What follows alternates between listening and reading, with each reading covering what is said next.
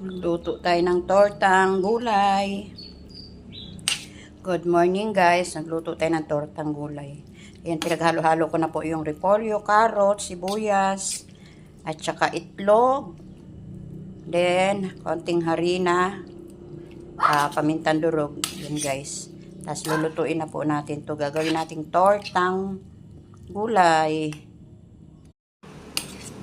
Meron din po siyang konting pork, yung giniling. Giniling na baboy, konti lang po. Ayan guys, pirito na po natin yan. Ayan guys, ilalagay na po natin yung ating minix na gulay para magiging tortas yan.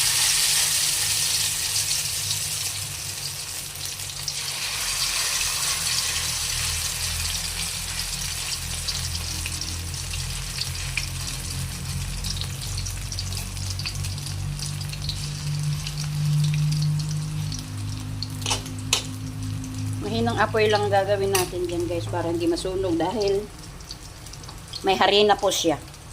Kaya, ayan guys. So, ayan na yan guys. Binaligtad ko na siya. Kaya talagang mahina lang ang apoy para wag masunog. Kasi may harina po siya. Ayan na guys, ang ating tortang gulay. Ayan, naluto na natin. Bali, 3 party po siya guys. Ayan. Yan lang guys. Thank you for watching. Good morning. Thank you for watching. God bless us all. Bye!